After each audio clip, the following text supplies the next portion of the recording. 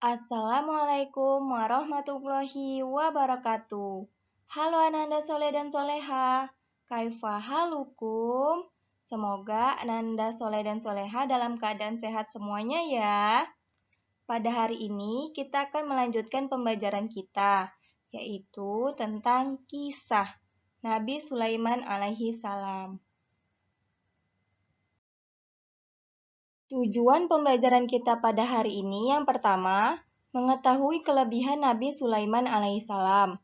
Yang kedua, mengetahui kisah Nabi Sulaiman alaihissalam. Pola pembelajaran kita pada hari ini yaitu pola pembelajaran daring, yaitu Ananda Soleh dan Soleha dapat menyimak video pembelajaran berikut ini ya. Nabi Sulaiman alaihissalam adalah putra Nabi Daud alaihissalam. Nabi Sulaiman mempunyai kelebihan yang pertama, menguasai angin, yang kedua, mendapat bantuan jin, yang ketiga, memahami bahasa binatang. Nabi Sulaiman adalah seseorang yang bijaksana, menyelesaikan permasalahan antara pemilik kebun anggur dan pemilik binatang. Terdapat dalam Quran Surat Al-Anbiya ayat 78 dan 79. Kisah di Lembah Semut. Raja Semut menyerukan kepada seluruh rakyatnya agar segera memasuki rumahnya masing-masing agar tidak terinjak oleh bala tentara Nabi Sulaiman alaihissalam. Terdapat dalam Quran Surat An-Naml ayat 85. Seruan Raja Semut tersebut terdengar oleh Nabi Sulaiman alaihissalam.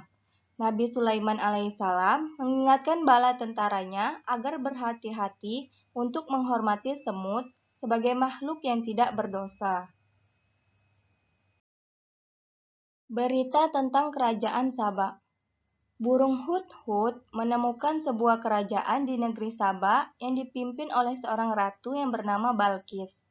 Penduduk negara Saba itu menyembah matahari. Burung Hudhud kembali membawa berita kepada Nabi Sulaiman alaihissalam. Seruan Nabi Sulaiman alaihissalam kepada Ratu Balqis. Nabi Sulaiman alaihissalam mengutus burung Hudhud untuk mengirim surat kepada Ratu Balqis. Isi surat tersebut adalah seruan kepada Ratu Balqis untuk beriman kepada Allah Subhanahu wa Ta'ala. Nabi Sulaiman alaihissalam berjanji akan menyerang kerajaan Sabang jika seruan tersebut ditolak oleh Ratu Balqis. Ratu Balqis mengirim utusan dengan membawa hadiah untuk Nabi Sulaiman alaihissalam. Nabi Sulaiman alaihissalam menolak hadiah tersebut dan mengancam akan menyerang kerajaan Saba. Ratu Balqis berkunjung ke istana Nabi Sulaiman alaihissalam. Nabi Sulaiman alaihissalam bermaksud menyerang kerajaan Sabang jika seruannya tidak dipenuhi. Ratu Balqis berkunjung ke istana Nabi Sulaiman alaihissalam mendahului rencana Nabi Sulaiman alaihissalam. Kunjungan tersebut bermaksud ingin menyaksikan kebesaran kerajaan Nabi Sulaiman alaihissalam. Ratu Balqis menerima seruan Nabi Sulaiman alaihissalam dan ia insyaf akan kejahiliannya, serta mengakui kebesaran kekuasaan Allah Subhanahu wa Ta'ala dan masuk Islam. Nabi Sulaiman alaihissalam wafat. Nabi Sulaiman alaihissalam wafat dalam keadaan berdiri di mihrab yang sedang dibangun oleh sekelompok jin dan manusia. Tidak ada yang mengetahui kapan wafatnya Nabi Sulaiman alaihissalam.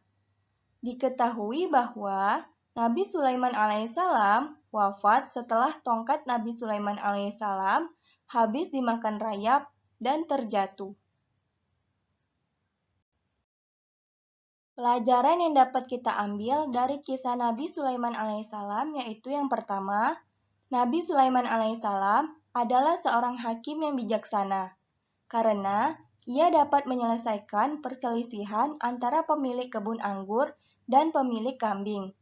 Yang kedua, senantiasa bersikap tawadu, tidak angkuh, tidak sombong, apabila mempunyai kekuasaan. Bahkan, Ia selalu bersyukur dan semakin menambah keimanan.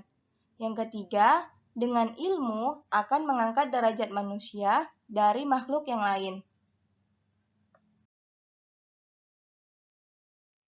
Alhamdulillah, sekian pembelajaran kita pada hari ini. Jangan lupa dikerjakan tugas berikut ini ya. Ibu tutup pembelajaran pada hari ini. Assalamualaikum warahmatullahi wabarakatuh.